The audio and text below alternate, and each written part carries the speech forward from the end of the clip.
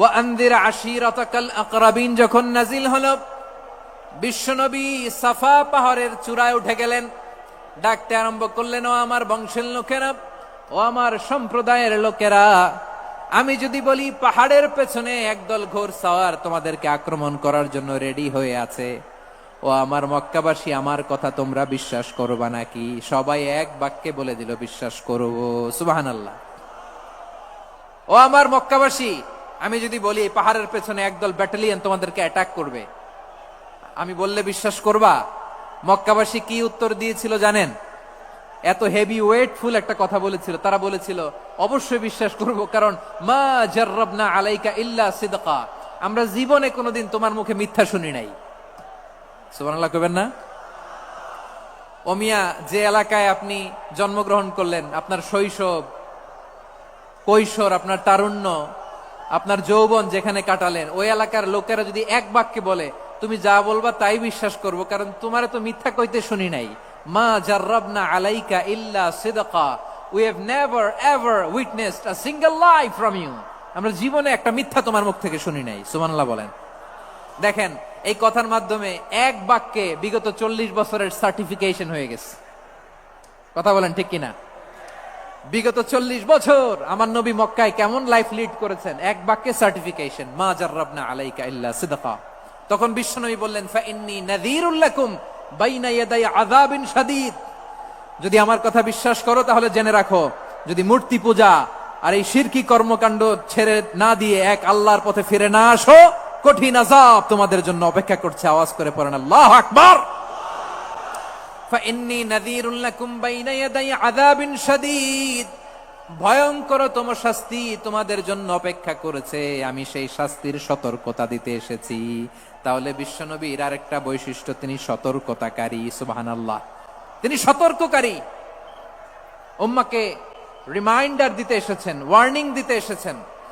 আবার জাহান্নামীরা যখন জাহান্নামে যাবে, ফেরেশতারা ডেকে বলবে, ও কপাল পোড়া জাহান্নামীরা, জাহান্নামে কেন ঢুকলা? দুনিয়ার বুকে কি তোমাদেরকে সতর্ক করার জন্য কেউ আসে নাই?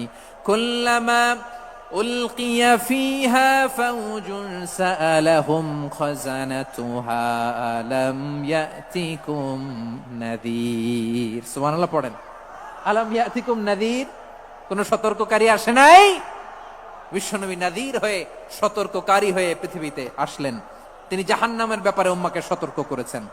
জান্নাতকে যেমনি তিনি চমকপ্রদ ভাবে উম্মার সামনে পোট্রে করেছেন, চিত্রায়িত করেছেন, ঠিক অনুরূপ ভাবে ভয়ঙ্কর জাহান্নামকেও তিনি এই উম্মার সামনে পোট্রে করেছেন।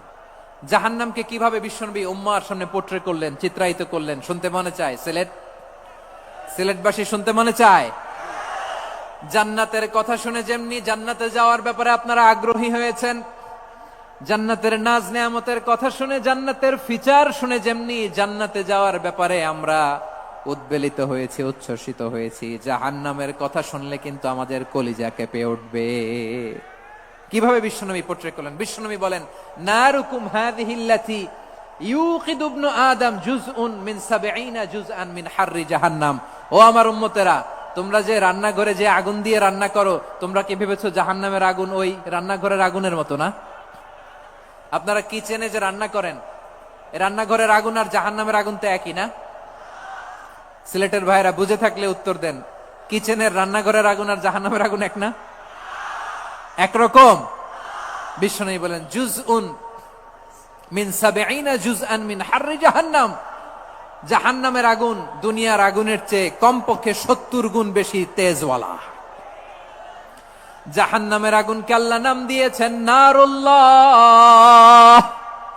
এটা আল্লাহর আগুন, নারুল্লাহিল মুকাদা আল্লাতী তাত্তালিউ আলাল আফইদা, যেটা কলিজার মধ্যে যে ধরে যায়। দুনিয়ার আগুন হাতে লাগলে হাত জ্বলে, পায়ে লাগলে পা জ্বলে, জাহান্নামের আগুন দেহের যেই জায়গায় লাগুক না কেন, সাথে সাথে কলিজাটা জ্বলে ছাই হয়ে যাবে।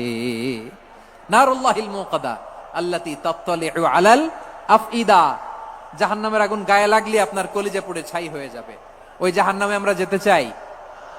আমরা তো সবাই মিলে নাশিদ গাইলাম, জান্নাতে আমরা একা যাব না, সবাই মিলে যাব।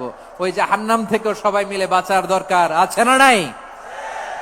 কি ভয়ঙ্কর শাস্তির বর্ণনা যে বিশ্বনবী দিয়েছেন, এত বিস্তর আলোচনার সুযোগ আমার নাই, আমি শুধু সবচেয়ে হালকা পাতলা দ্য লাইট পানিশমেন্ট, সবচেয়ে হালকা শাস্তি কি হবে এটা বলবো। বিশ্বনবী বলেন, ইন্না আহওয়ানা আহলিন নারি আযাবান ইয়াউমাল কিয়ামাতি লারাজুলুন তুদাউ ফি আখমাসি কদামাইহি জামরাতান ইয়াগলি মিনহুমা দিমাগু। জাহান্নামের সবচেয়ে হালকা আযাব কি হবে শোনো, সবচেয়ে ভারী না হালকা? সবাই বলুন, জাহান্নামের সবচেয়ে কঠিন আযাব না হালকা? জাহান্নামের সবচাইতে হালকা আযাব হলো ওই ব্যক্তির আযাব যার পায়ে দুটো জাহান্নামের আগুনের জুতা পরিয়ে দেয়া হবে। ওই আগুনের উত্তাপে তার মাথার মগজগুলো ভাতের মারের মতো টপ টপ টপ টপ করে বেয়ে বেয়ে পড়বে। নাউজুবিল্লাহ পড়বেন না?